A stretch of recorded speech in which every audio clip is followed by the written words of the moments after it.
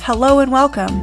I am Dr. Lara, a clinical pharmacist specializing in functional medicine, as well as a certified yoga teacher and Reiki master. I run a truly integrative health coaching practice encompassing functional medicine lab testing, yoga and meditation, and a sprinkling of Reiki energy medicine. Join me here on Light Body Radio to break through your health plateau and come into alignment with your natural vitality.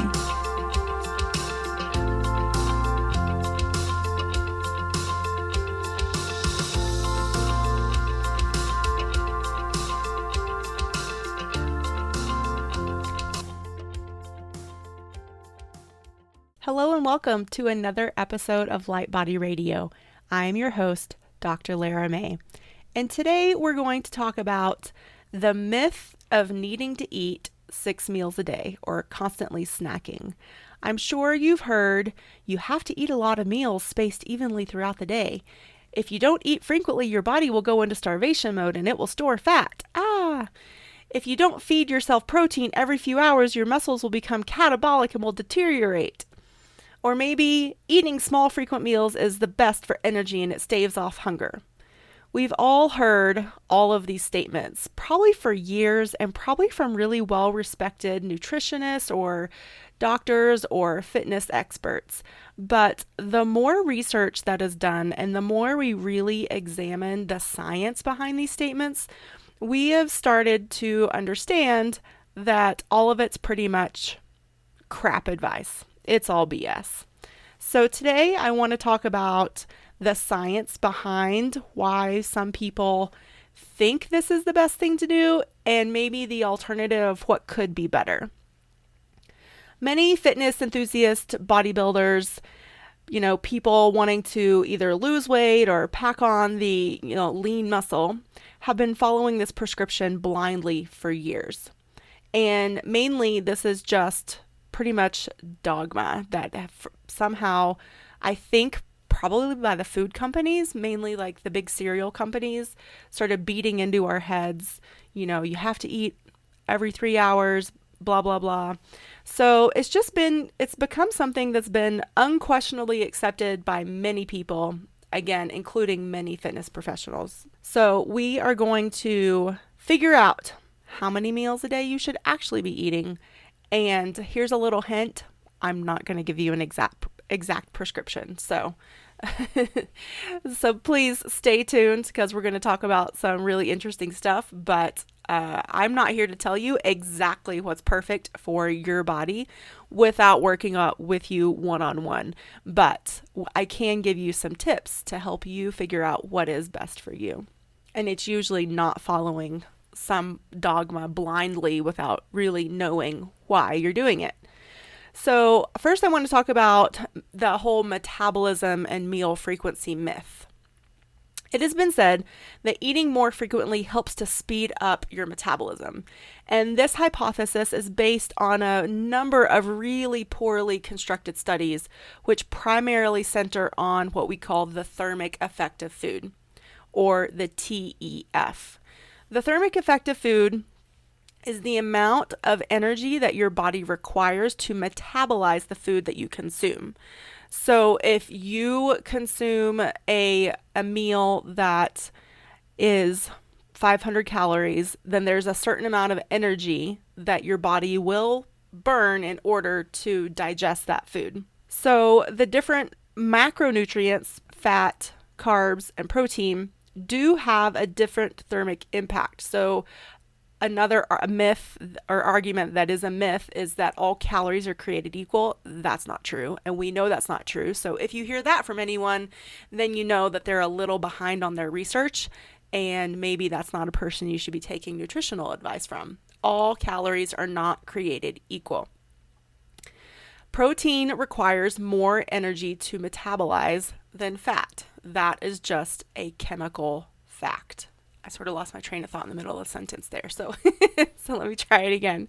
So protein requires more energy to metabolize than fat because of the chemical reactions that are required to break down that structure of the protein versus the fat. Maybe that made more sense. Hope so. Okay.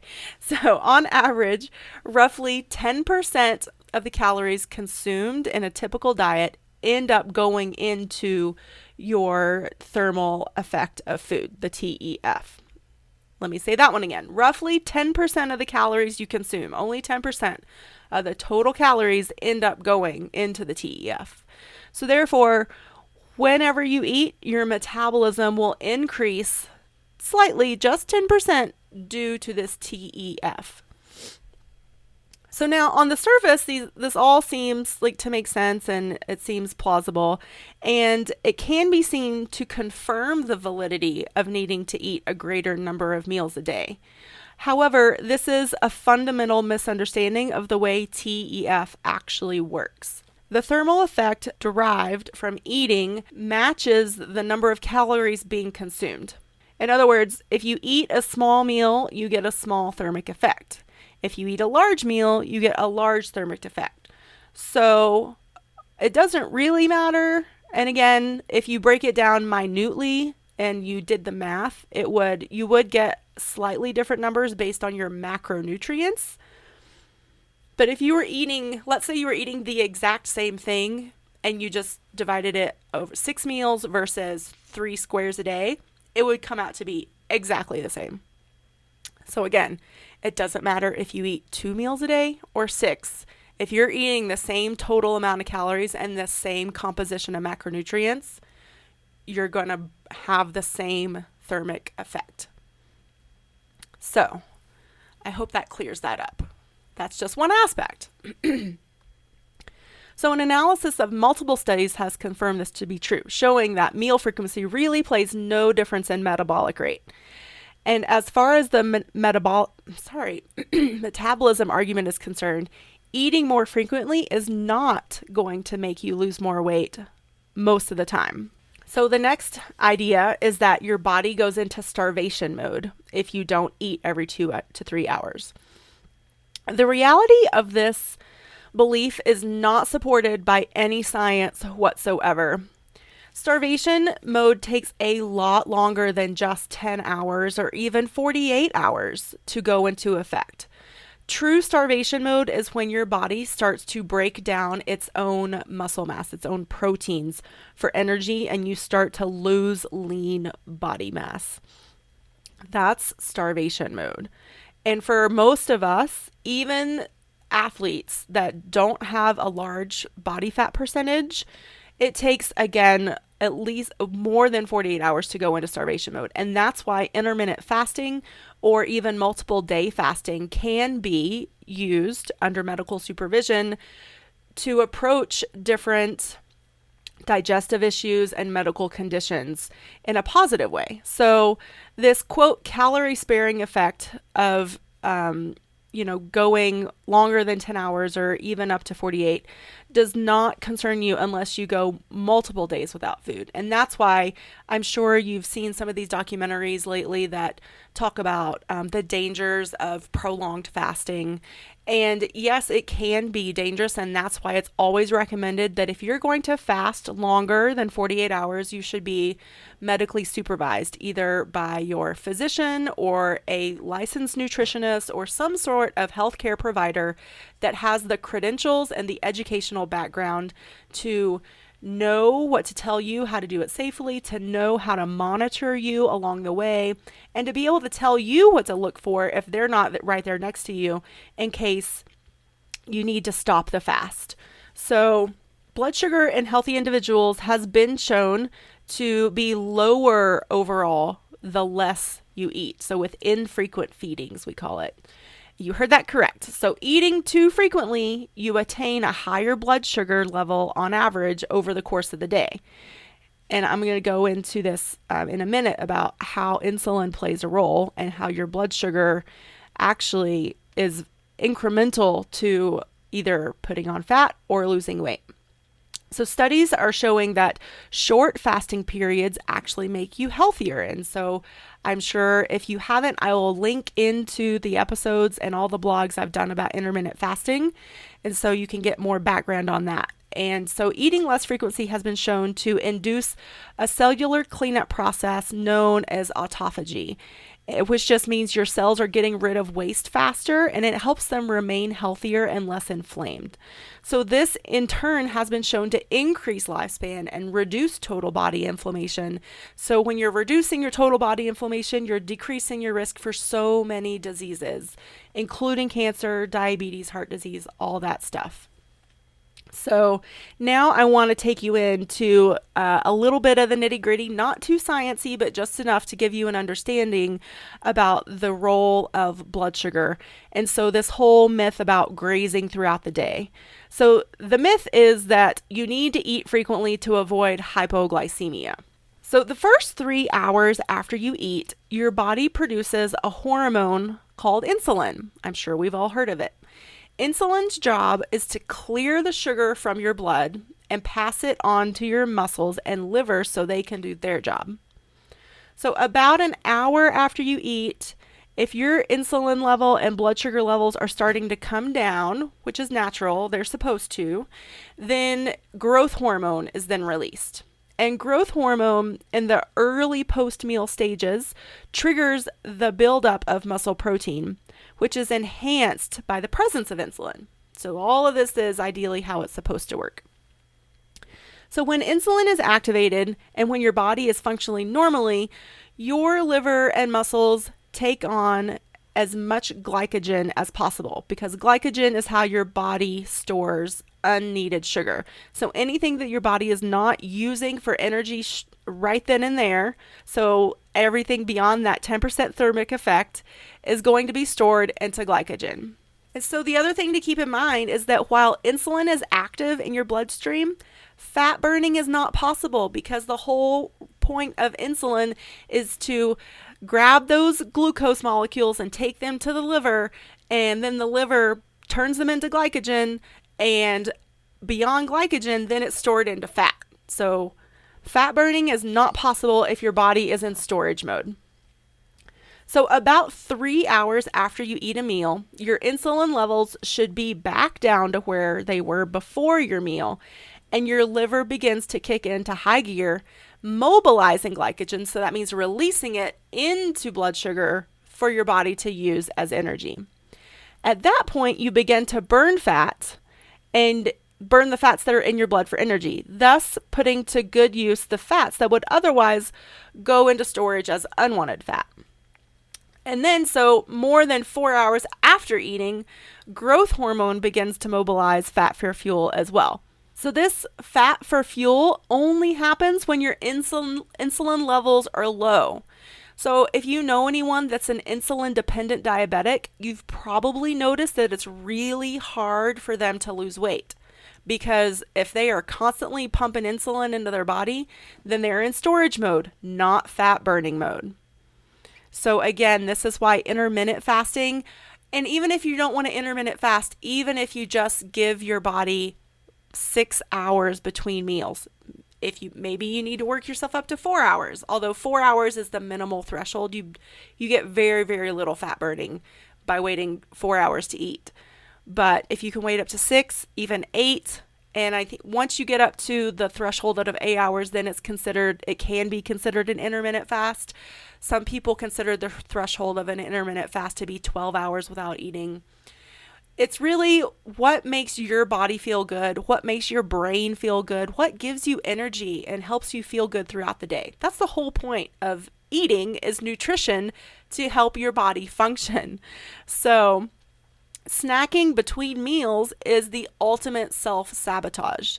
The period between meals should be an important opportunity for your liver to exercise and clear out glycogen. If you snack between meals, or you eat too often or too soon after the previous one, your liver's exercise routine is blocked. And thus, you're just setting yourself up for obesity, insulin resistance, and eventually diabetes. So when your liver doesn't get enough exercise, it can synthesize excessive cholesterol. And I don't know, I haven't talked about this soapbox in a while. So the fact that cholesterol is actually a blood sugar problem, it is not a how much fat you eat problem. So your liver is also the organ that makes your cholesterol, which is required to have healthy cells, but it can lead to elevated blood lipids if it's constantly working, even if the food you eat contains no cholesterol at all. So again, if your liver is constantly working to manage all the sugar you're putting in it, so let's say you are on a low fat diet, well, if you're not eating fat, then you're most likely eating a lot of carbs. Carbs break down to glucose, which then goes into glycogen, which then goes into fat eventually, unless it's being burned and your liver is functioning normally and you're giving your liver a break. So it's a cycle. Have we figured that out yet? So if your muscles are well toned, then they will actually use up fat between meals much faster than untrained muscles. Muscle tone can provide you the energy that you need to keep going all day. So I don't know if you've heard this before. This is actually true, that the more lean muscle you have, the more muscle mass you have, the more efficiently your body burns calories at its basal metabolic rate. So if you want to help yourself, start working on strength training, on increasing your lean muscle, and naturally your body's metabolism will go up. Don't eat every hour, every 2 hours and expect your metabolism to go up. That's just unrealistic, as I hope I'm showing you. When you eat too soon after a previous meal, again, I'm going to beat a dead horse here because I really want you to get it. Insulin levels rise too soon, turning off your liver's exercise routine. It inhibits fat burning. It causes calories to be stored rather than burned, and your energy will plummet. You'll feel crappy, and you may actually suffer from food cravings, which seems counterintuitive, but sometimes that's just how the body works when it's really confused. So if you consistently eat meals too close together, you'll cause your pancreas to fatigue. So your pancreas is the organ that pumps out the insulin. Your insulin receptors will become resistant. So again, if there's always glucose floating around in your blood, and your insulin is this little molecule that has receptors on it that grabs up that glucose, if there's glucose always present, then the receptors are going to be saturated, which means that they literally can't keep up. And once your insulin receptors are saturated, that triggers your pancreas to pump out more insulin. And so your body can do this for a while, but eventually it gets tired. That's what becomes insulin resistance. And eventually, if it keeps going, it becomes full-blown diabetes. And so you will also struggle with your weight, again, because of this whole relationship with fat storage versus fat burning in relationship to the glucose that's floating in your blood. The glucose is a byproduct of any carbohydrate, period. It doesn't matter. All carbohydrates break down to glucose. So hunger, satiation, and blood sugar balance are all under hormonal control. And I'm not talking about the reproductive hormones like estrogen and progesterone or even testosterone, because insulin is considered a hormone in your body. So again, insulin is a hormone secreted by your pancreas in response to carbohydrate intake or eating. So the most basic concept that you need to understand that I want you to take away from this is that whenever insulin levels rise, fat burning stops.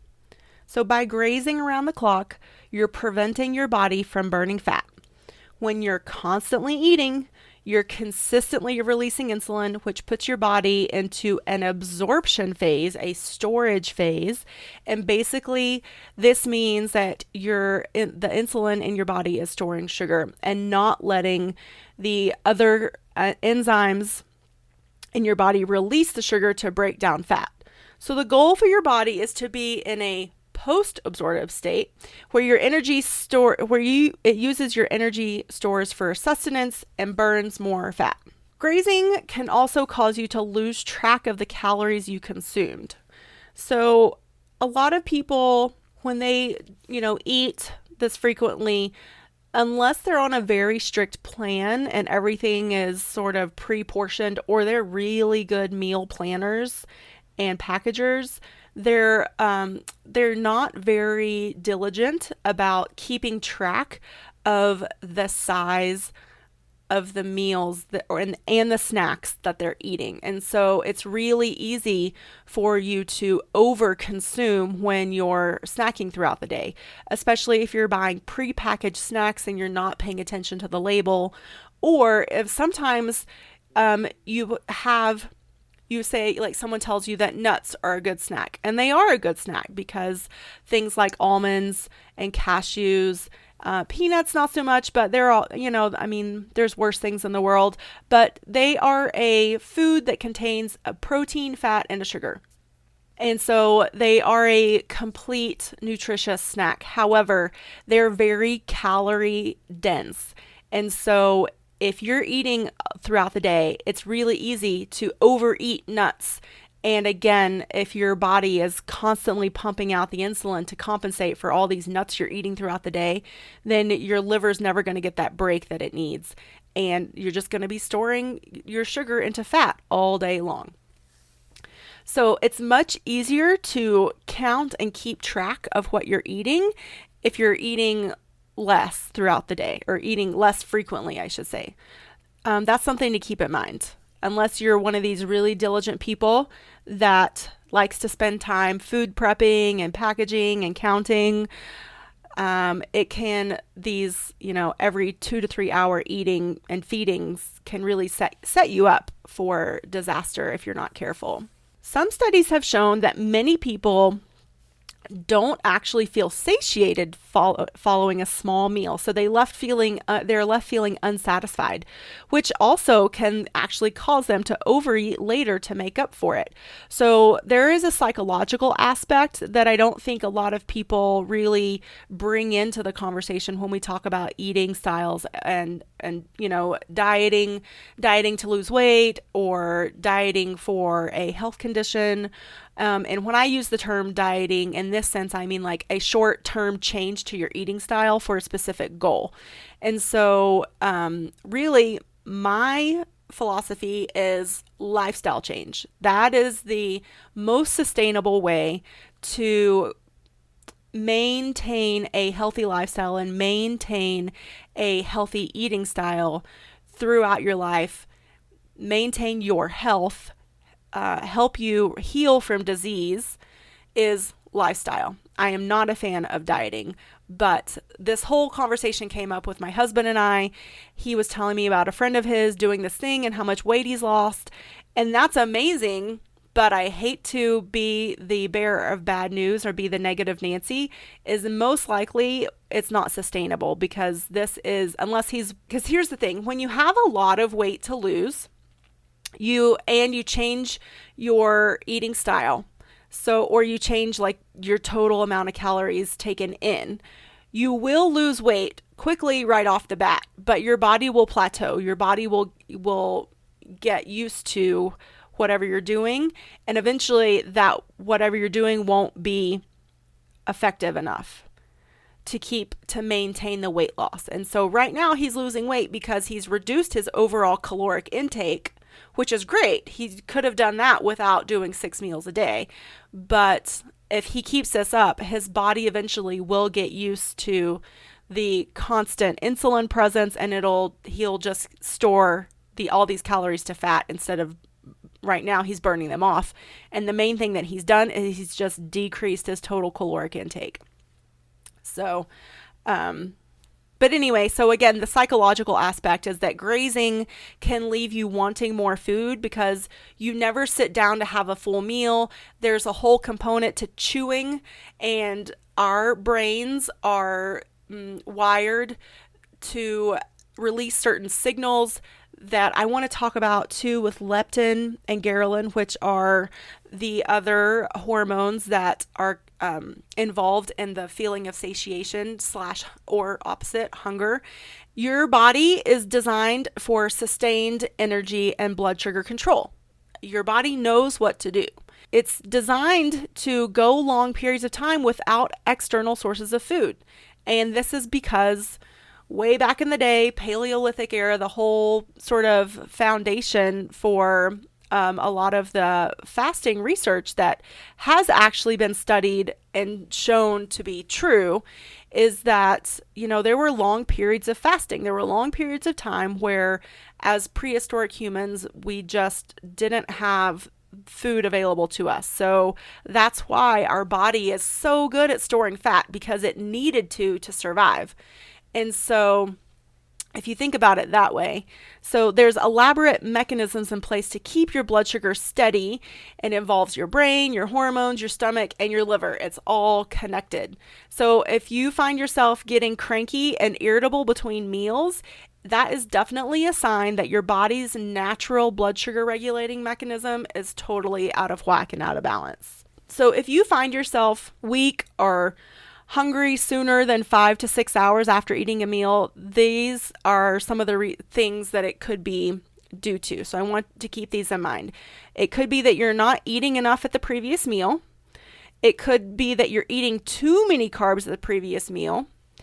It could be that you have an impaired digestion and absorption mechanism in your body. So if you are struggling with Crohn's, celiac, IBS, any of these conditions, then your digestion and absorption is not totally up to snuff. You could be out of shape, and so again, your whole metabolic pathway is impaired. Your adrenals could be weak and blown out. You could have a sluggish and congested liver. It could be absolute exhaustion, diabetes, insulin resistance, and then there's this last thing called leptin resistance. So this is the last little piece of the puzzle and little aspect I want to throw in for today. So when you eat, the fat cells in your body release a hormone called leptin, and increased levels of leptin reduce your desire and motivation to continue eating or eating more. It's called when you feel full or satiated. That's because your leptin levels have risen. Within a few hours after you finish eating, your leptin levels should drop. And this drop in leptin causes a release of a different hormone that I mentioned earlier called ghrelin. And ghrelin is released by your stomach and your pancreas, and it makes you feel hungry. So if you think about leptin makes you feel full, ghrelin signals the hunger response. This is one reason why many people have a harder time controlling their appetite or stopping after they've eaten enough, is that they're leptin resistant. Leptin resistance can be a bit of a vicious cycle because a large intake of calories over a long period of time, so eating too much when you're in college for 4 years, or how about any of us out there that are student athletes that were taught, I know I was a swimmer in college and we were made to eat breakfast as a team every single morning after swim practice. The main reason our coach said was to make sure that none of us had an eating disorder and that was good. Eating disorders are rampant in swimmers and many athletes, but if you were an athlete for a long period of time and now as you've gotten older, you're not quite as active, your body could just be used to you eating so much that it became leptin resistant. And the appetite controlling activity of leptin eventually becomes less and less effective. So that's the term resistance. Just like insulin resistance is the presence of insulin becomes less and less effective, the same with leptin. So it's possible to eat yourself into having a chronically high appetite. If leptin is acting correctly, it triggers the satiety signals in a part of your brain called the hypothalamus, and this makes you stop feeling hungry. Leptin can also inhibit the hunger signals from the hypothalamus. So the other interesting part of this equation is that those chronically high leptin levels can cause chronically low ghrelin levels, because this is all working on a feedback loop and all of these signals are intertwined. And so this makes your hypothalamus hypersensitive to ghrelin, so that when small amounts of ghrelin are released, you get hungry very easily, very fast.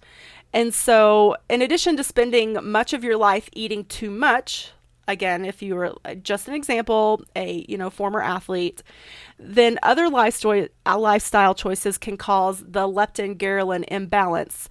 And this can also be lack of sleep, stress. Even if you're not overeating, if you're eating hyperpalatable foods like processed sweets, any sort of packaged food that has been engineered to trigger all these things in your brain. Thank you, food industry.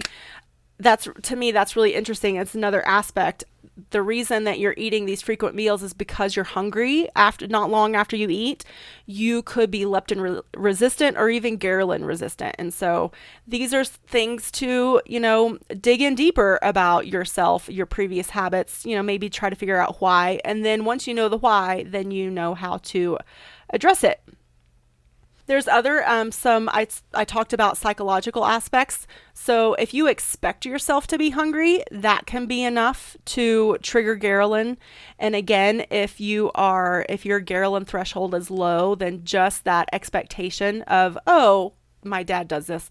It's 12 o'clock. I should be hungry. I'm going to eat. And so instead of actually asking himself, is he really hungry? He eats. And or just because he's conditioned himself that this is the time I eat every day, he's hungry, whether his body really needs food or not. So I do also want to talk about hunger is not a bad thing. And it's important to understand that in a normal situation, the leptin, ghrelin, insulin interaction is completely necessary for your survival. So I don't want you to get to feel like I'm beating up on you, but it's important to resensitize yourself to leptin. And so this will take about 4 to 8 weeks of completely changing your lifestyle and eating patterns that may be contributing to your leptin resistance. So I can take you through some tools to do that. And hopefully the other aspect I'm going to sort of swerve off here is that I'm a big advocate for bioindividuality. And so, yes, historically speaking, we should all be able to go 6 to 8 hours at least without feeling hungry after we eat or needing to eat after we eat a meal. And so if you can't, then there might be some questions.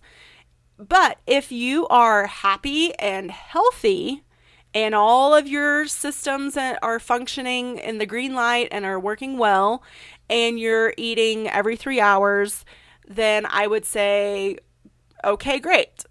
I would still caution you because as we get older, and if your pancreas, again, is constantly pumping out insulin, then that could predispose you to insulin resistance and diabetes later on in life. However, if you're still an athlete and you're still burning lots of calories a day, or maybe you have a really active job, you're one of the few lucky ones that actually gets to move around all day long while they work, then it could be totally normal that you're just burning through what you're eating so fast that you're hungry. And that's normal and that's great.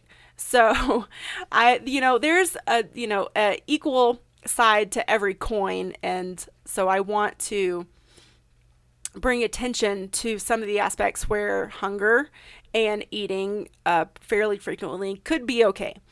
But if you feel like maybe you're leptin resistant, maybe you're sitting at a desk all day, and maybe you're hungry every 3 to 4 hours when you're really not burning that many calories besides your baseline metabolic level, then here are some things to think about. So avoid fructose sugars because these will tend to trigger leptin resistance. And so unfortunately, fructose it's what we call fruit sugar. So you're going to have to cut down on even natural fruit. So definitely anything with added sugar, but I would say you probably want to avoid most fruits for at least 4 weeks to see if your hunger and satiation response changes.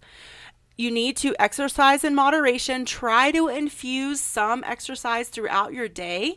And so for me, I work a 10.5-hour shift at the hospital 7 days a week, and I'm in the car 2 hours a day for my commute. So that's possibly 12 hours a day of sitting down. So what I've done is I set a timer. I make myself get up and walk around the hospital. I have a little elliptical that sits underneath my desk. I have a sit-stand station. So I've infused all these different tools that force me and enable me to get up and move around. Because even just moving around, even if you're not, quote, burning, like sweating with an exercise routine in the middle of the day, just the movement will help your body resensitize and sort of bump that metabolism up, which is what you're looking for, right? So you also want to help control your stress, because stress produces cortisol, and that's a whole nother podcast in and of itself. But you also want to avoid hunger triggers, because maybe you have a low threshold for ghrelin sensitivity. So keep the sweets out of sight, out of mind, out of the house, out of your desk, out of your car, wherever it is that you keep them. Just get rid of them. Because if ghrelin is your issue, then even just a little bit is going to make your brain think that you're hungry when your body doesn't really need food at the moment. When you're eating, keep any extra food off of the countertop. So put it away before you begin your meal. So when you're done, if you're like some people that I know and love very dearly that eat way too fast. And so this person that I know and love really dearly, if he hears this podcast, he's going to laugh, because he will literally wolf down his food without breathing sometimes because he's panting at the end. And then he says, "I'm still hungry." Well, you're still hungry because you put so much food in your stomach that you haven't given your brain time to catch up and actually release all the hormones and all the signals that need to be released for your body to know that it's full. But if you still have all this food sitting out on the stove or the countertop or whatever it is, then you're going to run right back into the kitchen and get seconds because you think you're still hungry. So go ahead, put it away. Once you've made your plate for whatever meal it is, put everything else away, and then go and sit down. Eat slowly, chew your food completely. When you chew, your brain get the signals. It's connected that you're, being fed, that you're being satiated, and that you're full.